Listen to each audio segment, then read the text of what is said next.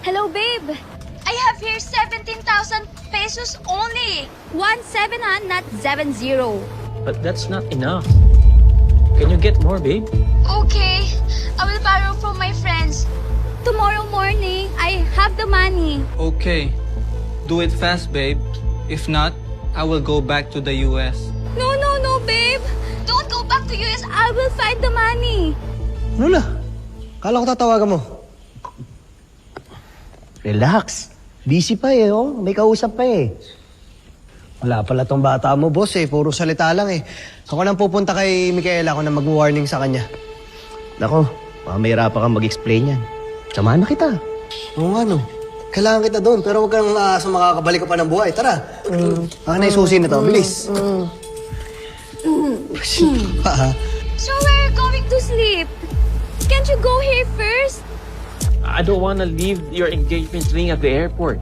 I want to give it to you when I see you. Okay, babe. Take care, ha?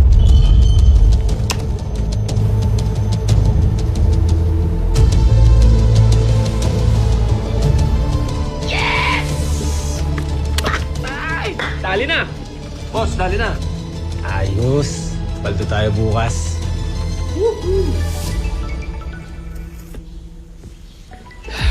Eh? Boses lang. Lo, sino to? Hello, Galo. Si Micaela to. Kaela. Ba't ka napatawag? Tungkol ba sa boyfriend mo? Tingin mo naman. Paano mo nalaman? Ano nangyari?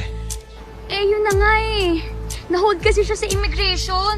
Pinagbabayad siya ng tax para sa engagement ring namin. 100,000 yung kailangan. 17,000 ang yung meron ako dito. Baka pwede naman pautang ako. Micaela, si Emma to. Huwag ka muna magbibigay ng pera sa boyfriend mo ha. Pupuntahan ka namin ni Galo. Okay. Thank you, Emma. Promise, pag kita namin ni Adam, babayaran niya kayo ng doble.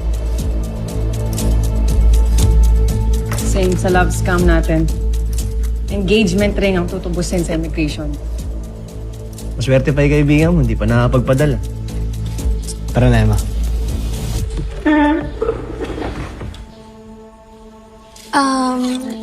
Isa, hindi ka ba sasama sa kanila? I think it's much better na yung chief ng cybercrime department yung mag-explain sa kanya kung bakit scammer yung kausap niya. Bakit pala desisyon ka? Ha? Ikaw ba si Chief? Sumunod ka na lang. Hindi. Tama si Leila.